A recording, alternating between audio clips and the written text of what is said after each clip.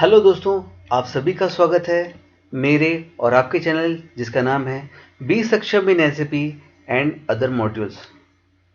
दोस्तों, आपने एक वर्ड सुना होगा एसएपी में, जो आपके बॉसेस भी बोलते होंगे, आपके कलीग्स भी बोलते होंगे, do not execute this maintenance order, right. कई बार ऑडिटर भी आके पूछता है कि क्या आपने किसी मेंटेनेंस ऑर्डर को किसी मेंटेनेंस ऑर्डर को आपने डू नॉट एग्जीक्यूट किया, मतलब ऐसा कोई काम जो रिक्वायर्ड नहीं है या गलती से बना है, जिसका नोटिफिकेशन गलत बना है, या रिलेटेड इक्विपमेंट सेलेक्ट नहीं हुआ है, या कुछ भी गड़बड़ है, आपको इक्विपमेंट का जो पीएम है, प्रिवेंटिव मेंटेनेंस है, वो प्रोडक्शन ने टाइमली नहीं दिया, तो उसके लिए क्या आपने डू नॉट एग्जीक्यूट अप्लाई किया है एसएपी, मतलब एसएपी का जो मेंटेनेंस ऑर्डर है, ठीक है। तो ये टॉपिक आज मैं उस चीज़ के लिए क्या है दोस्तों, कई लोगों को ये बहुत ही मतलब आप कई लोगों को ये पता होगा डू नॉट एग्जीक्यूट में किस पर्सपेक्टिव में बोल रहा हूँ, और जिनको नहीं पता है उनके लिए वीडियो बहुत ही अच्छी है, जिनको पता है उनके लिए एक रिवीजन है, राइट। तो चलो दोस्तों, बात करते हैं कि do not execute maintenance order क्या होता है, राइट। चलो, तो सबसे इंपॉर्टेंट है दोस्तों, डू नॉट एग्जीक्यूट मतलब क्या होता है। फिर से मैं समराइज कर देता हूँ। क्या होता है कि कई बार प्रोसेस डिपार्टमेंट या आपका ओन डिपार्टमेंट कोई नोटिफिकेशन क्रिएट करता है जिसमें किसी भी प्रकार का एरर हो सकता है। प्रकार का एरर मतलब या तो नोटिफिकेशन टाइप की गलती हो सकती है, मतलब प्रिवेंटिव मेंटेनेंस का ना बैकग्राउंड डाल दिया किसी ने। दूसरा, इक्विपमेंट ही गलत सेलेक्ट कर दिया। इक्विपमेंट जो है ना, पहले क्या है, रॉन्ग नोटिफिकेशन टाइप, ठीक है ना, रॉन्ग नोटिफिकेशन टाइप। दूसरा मैंने क्या बोल दिया, रॉन्ग इक्विपमेंट। थर्ड है wrong department. Fourth one, order type, maintenance order type, ठीक है ना। इसके अलावा सब सही है, और उसके बाद भी क्या हुआ, शेड्यूल नहीं कर पा रहे हो प्रोसेस डिपार्टमेंट, शेड्यूलिंग एरर मतलब नहीं कर पा रहे, प्रोसेस ने कुछ ऐसे किया ही नहीं कि आपको इक्विपमेंट काम के लिए, मेंटेनेंस के लिए आपको मिल सके। ऐसे केस में आप एज अ ऑथोराइज्ड वर्क, ठीक है ना, as a authorized user, end user, you are authorized to do not execute in your maintenance order, ठीक है। चलो मैं आप लोगों को बताता हूँ कि कैसे करना है। दोस्तों, किसी भी मेंटेनेंस ऑर्डर को क्रिएट करने से पहले मैं हमेशा एक बेसिक रूल बताता हूँ। कोई भी ऑर्डर नोटिफिकेशन के थ्रू बनाओ तो क्या होता है, उसका ट्रैक होता है, ठीक है ना। आपने नोटिफिकेशन बनाया तो किसी और एंड यूजर के पास जाएगा जो उसके आगे का प्रोसेस करेगा। तो आपने कोई गलती कर दी है, उसी को मैं बताऊंगा कि do not execute maintenance order में होगा कैसे।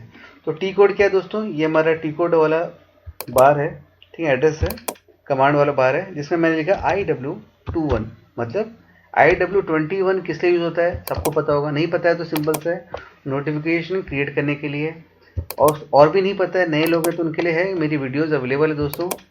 Basically as per user demand क्या है, मैक्सिमम लोगों का कमेंट है कि आप ना एंड यूजर जो बेसिक नॉलेज चाहते हैं उनके लिए बनाओ। और जो पॉपुलेशन है, जो मेरे जो सब्सक्राइबर्स हैं या जो मेरे वीडियोस देख रहे हैं, पॉपुलेशन ऑफ वीडियो मतलब जो यूजर्स हैं, उनकी मेन रिक्वायरमेंट है कि ऐसे भी पीएम या किसी भी मॉड्यूल का बेसिक तो बताओ। हायर बहुत सारे चैनल्स ऐसे हैं जो बहुत टॉप लेवल में बात करें, लेकिन कोई डिस्क्राइब नहीं करता कि क्या है इसका मतलब, ठीक है ना। चलो वीडियो को अभी कंटिन्यू करते हैं। IW21 क्या है, नोटिफिकेशन क्रिएट करने का। मैंने यहाँ गया और इसको क्या कर दिया, एंटर, राइट। नोटिफिकेशन टाइप मान लीजिए मैंने रॉन्गली सेलेक्ट कर दिया M1, कोई भी टाइप है, जैसे मैंने बोला M1, नोटिफिकेशन टाइप कुछ भी हो सकता है दोस्तों, M1 M2 M3, मैंने गलती से मेंटेनेंस रिक्वेस्ट डाल दिया, माल फंक्शन डालना था, कुछ भी मान लीजिए फर्स्ट एरर में रही है। उसके बाद मैंने do not execute notification sample 1, ये मैंने जानबूझ के बनाया, कुछ लिखा नहीं मैंने। इक्विपमेंट मैंने मान लीजिए गलत सेलेक्ट कर दिया, कोई इक्विपमेंट है वो मैंने गलत सेलेक्ट कर दिया, ठीक है। प्लानर ग्रुप है वो मैंने गलत सेलेक्ट कर दिया, या मेंटेनेंस जो वर्क सेंटर है वो मैंने गलत सेलेक्ट कर दिया, ठीक है, कोई भी केस हो सकता है, ठीक है। और मैंने क्या कर दिया, सामने वाले डिपार्टमेंट को बोला कि भैया आप काम करो। अब देखो नोटिफिकेशन किसके पास चला गया, जो मैंने बनाया वो नोटिफिकेशन किसके पास गया, पहले तो नोटिफिकेशन प्रोग्रेस कर दिया है, इसका मतलब है मैकेनिकल डिपार्टमेंट के पास चला गया, जो भी SSCH प्लांट में है उसके पास चला गया। मेंटेनेंस का ग्रुप है, प्लानर ग्रुप है, और ये मैकेनिकल लिखा हुआ है, ठीक है ना। नोटिफिकेशन डेट भी इसके सिस्टम में दिखाना चालू कर दिया, और ये प्रोग्रेस भी दिखा रहा है कि हाँ मैंने प्रोग्रेस कर दिया।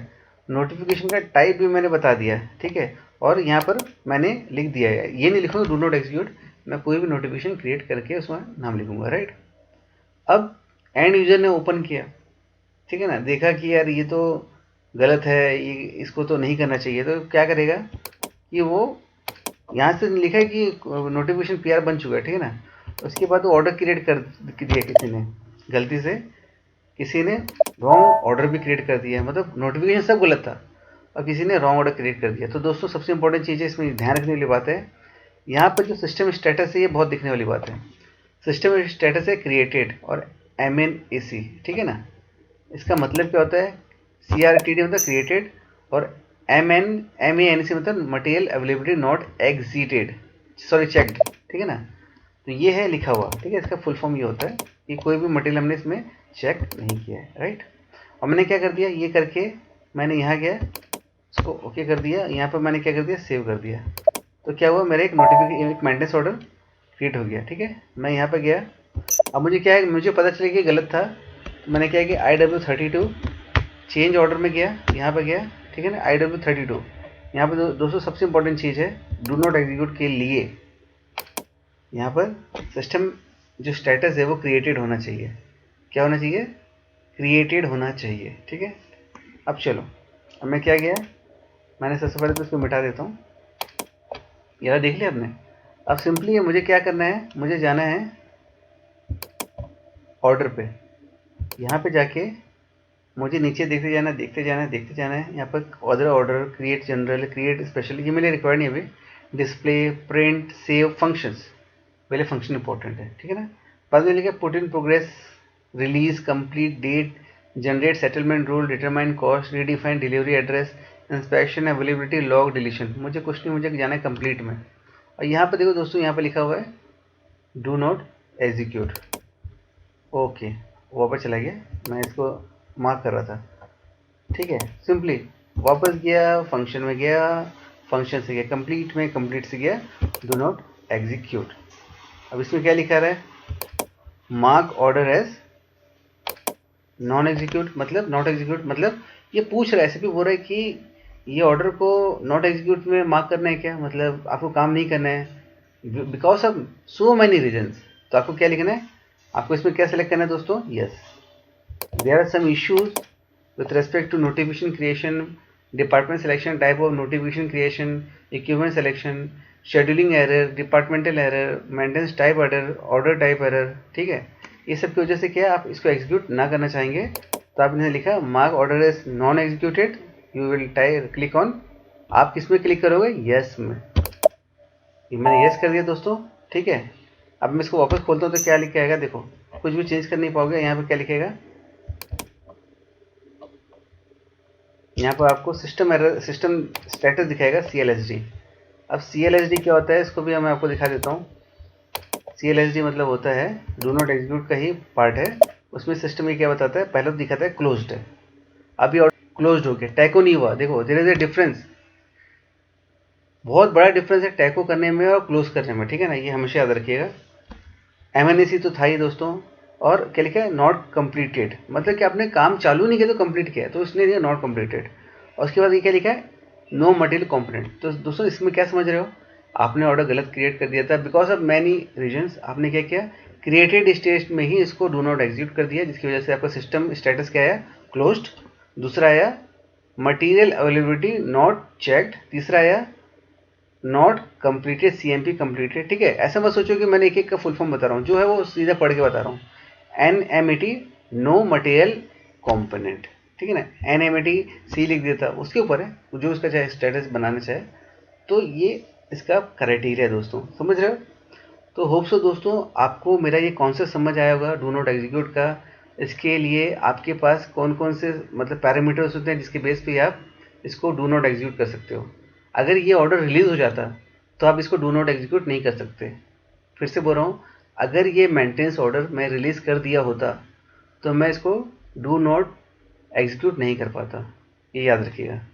सो होप सो दोस्तों आपको ये मेरी वीडियो पसंद आई है। अगर पसंद आ रही है तो लाइक करो, शेयर करो, कमेंट करो, दोस्तों के साथ शेयर करो, जो भी ज़रूरतमंद है उसको शेयर करो, जो भी अपनी प्रोफेशनल लाइफ में ग्रो कर रहा है, ज्वाइन किया है, उन सब के लिए शेयर करो। और एट द एंड बी सक्षम इन SAP PM